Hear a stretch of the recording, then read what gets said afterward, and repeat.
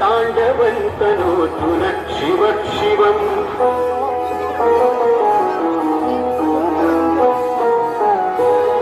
सुस्वागतम सुस्वागतम शुभ स्वागतम.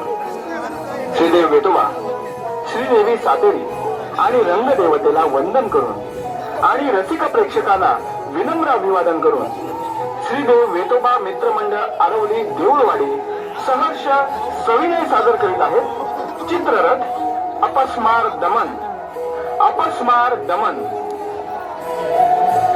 अपस्मार एक खुजा बुटका दैत्य, निरर्थक बडबड करणारा आणि आध्यात्मिक अज्ञान असलेला हा असुर मुयालका किंवा मुयलकान या नावानेही प्रसिद्ध होता.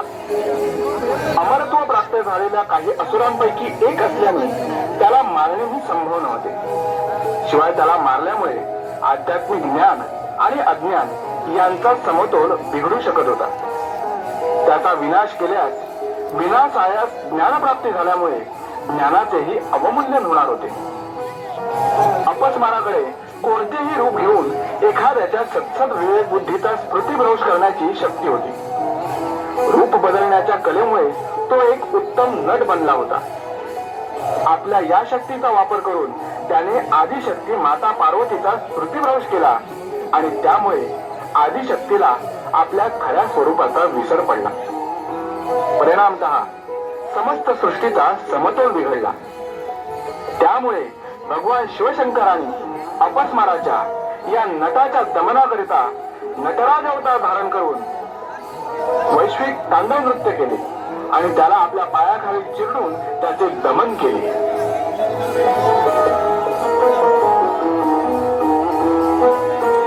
नारायण नारायण. देवाधिदेव इंद्रदेवा, आपला जय जयकार असो. एवढ्या लगबगीने क्रोधित होऊन कुठे निघालात? प्रणाम देवर्षी, तुझे कल्याण असो. देवर्षी, पृथ्वीलोकी असलेल्या सर्व ऋषीमुनींना दंड देण्यासाठी मी जात आहे. त्यांना अहंकार झाला आहे की त्यांच्या यज्ञ यागादी होमहवनाच्या परिणाम स्वरूप देवता प्रबळ होतात. त्यांच्या मनात आपण सर्व देवतांपेक्षाही श्रेष्ठ आहोत असा दुराभिमान जागृत झाला आहे. नारायण नारायण. सावधान सावधान देवेंद्रा. ऋषीमुनींच्या तपस साधनेतून अपस्मार नावाचा एक बटूक ढेंगरा राक्षस जन्माला आला आहे. तो ढेंगू असला तरी त्याची कीर्ती मात्र मोठी आहे. तो आपल्या सिद्धीनं कोणाचीही स्मृती भ्रष्ट करू शकतो. त्याला हरवणे आणि त्या ऋषीजनांना शासन करणे कठीण आहे. तेव्हा तू त्याच्या वाटेला न जाणंच योग्य. नारायण नारायण. देवर्षी, या देवेंद्राची शक्ती ही काही कमी नाही. आपण पाहाच, मी त्या अपस्माराची घमेंड कशी गिरवतो ते. नारायण नारायण. अमरावती नरेश, कुणाची घमेंड गिरवण्याच्या गोष्टी करीत आहात आपण? नुसत्या बळाया मारल्याने काही साध्य होत नाही. हिंमत असेल तर माझ्याशी युद्ध करा.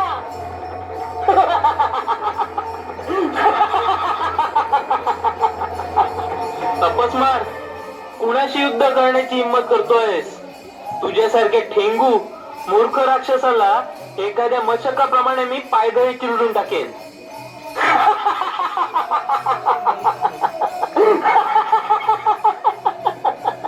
अरे, कोण मशक आणि कोण पराक्रमी ते कळेल आता.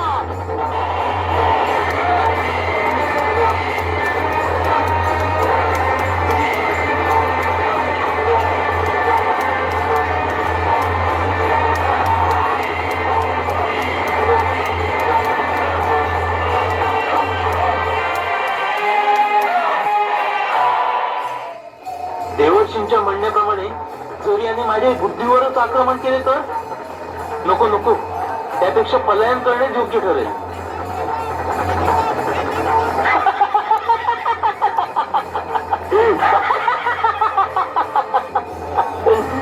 देवतांच्या अधिपतीला मी काही क्षणातच धूळ चारली. आता इतर देवताही सहज माझ्या पाहण्यात येतील.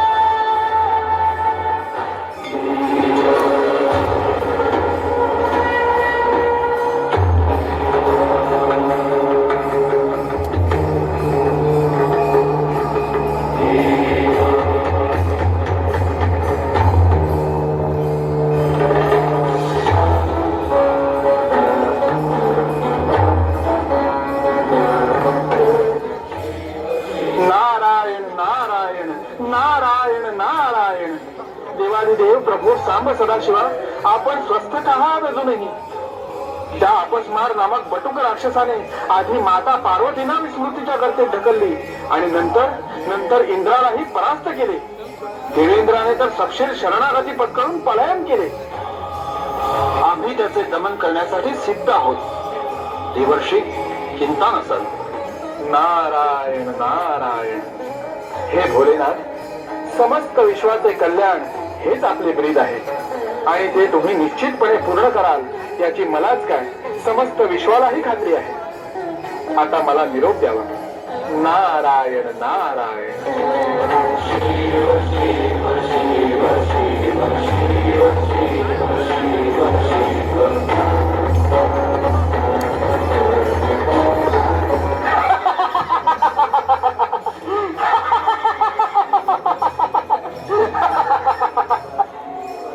कैलासपती, भोलेनाथ शिवशंकर, आज आपण एवढ्या लगबगीने कुठे निघालात?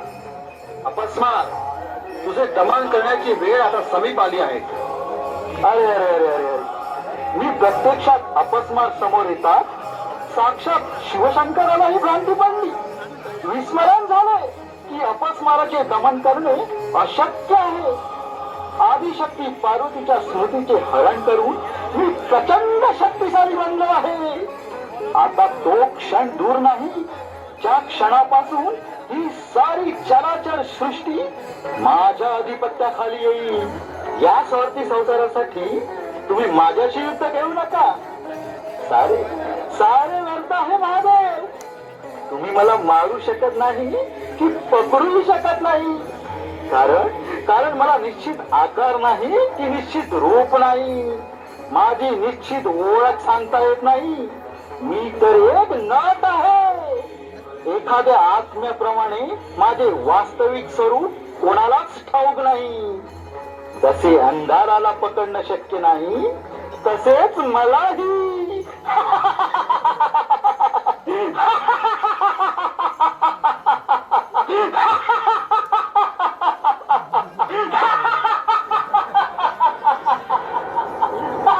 अपस्मार, तू भ्रमात आहेस की जे अस्तित्वात नाही त्याचे निर्धारण करणे अशक्य आहे.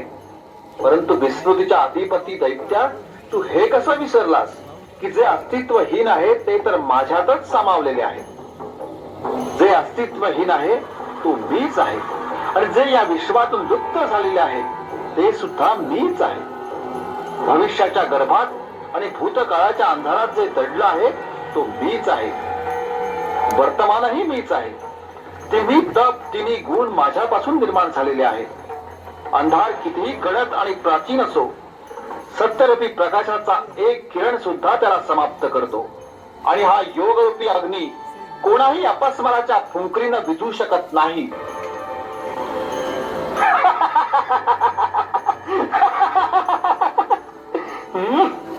अपस्माराला हरवणे कधीच संभव नाही. कारण माझा प्रभाव सर्वत्र व्यापून राहिला आहे आणि राहील.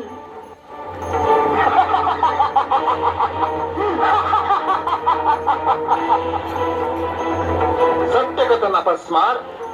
धर्माच्या छायेत अधर्म, सत्याच्या पडद्यामध्ये असत्य आणि स्मृतीच्या प्रकाशाच्या प्रभावळीमागे विस्मृतीचा अंधार सदैव आसरा घेऊन असतात. परंतु आत्मज्ञान आणि योगाद्वारे तुझे निर्धारण करण्याचा पर्याय समस्त प्राणी मात्रांच्या समोर सदैव राहील. या सृष्टीचे मूळ नादब्रह्म आहे आणि हा नादब्रह्म समस्त सृष्टीला संचालित करतो.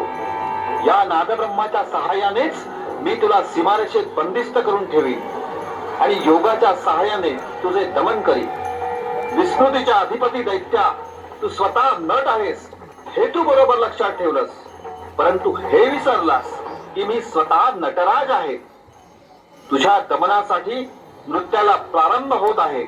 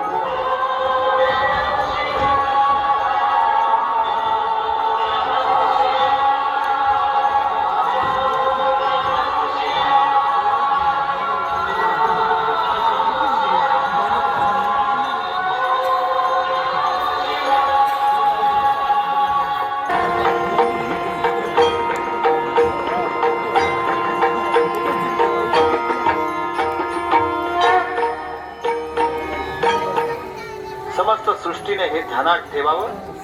चिरंतन काळापर्यंत माझे नटराज स्वरूप अपस्माराचे दमन करीत राहील. परंतु समस्त सृष्टीने हे ध्यानात ठेवावे की अपस्माराचे दमन म्हणजे त्याचा मृत्यू नव्हे. त्याला मृत्यू देणे शक्यच नाही. अपस्माराच्या दुष्प्रभावाप्रती जागृत राहावे लागेल. निरंतर योगाभ्यास करून आपले मन एकाग्र करावे लागेल. ज्ञान आणि विद्येची ज्योत सदैव तेवत ठेवावी लागेल, जेणेकरून अज्ञान आणि अविद्या कुणालाही भ्रांती पाडू शकत नाही.